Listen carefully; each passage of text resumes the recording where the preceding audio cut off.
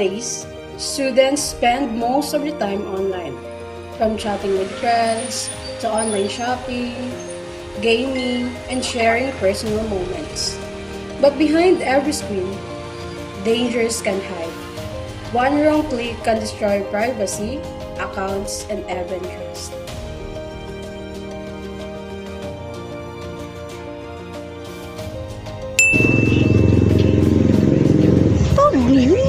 Wala. Ano? Ano, Liz? Nagdawag ko Liz mo?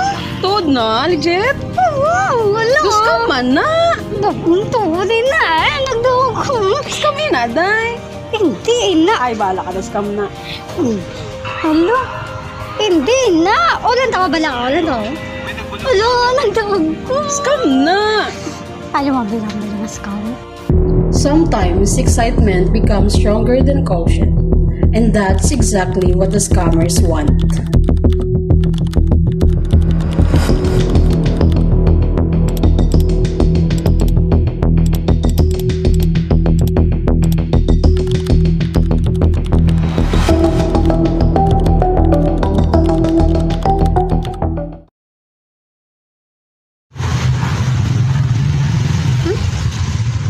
Hala? Nagutulog. Out man niya kung hindi ka siya count. Try Billy, what? Open?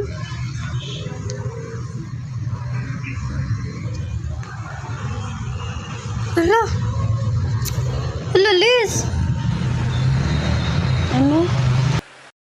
Nan, hamba ko ginsi mo nga scam ato. Ginsigi mo gid. Uy!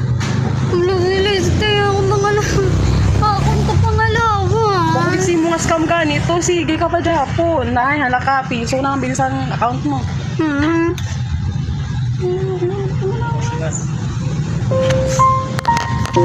Liz, ako mo naman.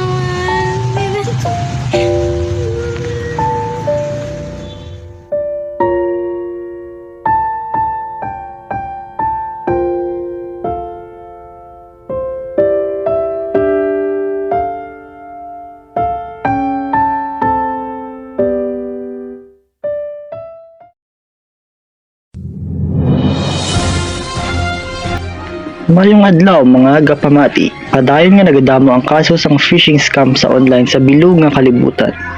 Ang mga scammer nagapadala sang piki nga mensahe o kon email nga nagapakuno-kuno nga halin sa bangko o kon kilala nga kumpanya agud makuha ang personal nga impormasyon sang ilang mga biktima.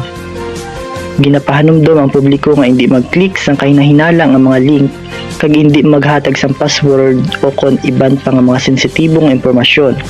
Mabinantayon kag magunahuna kita anay anti si click. Ini si Christian ang nagabalita.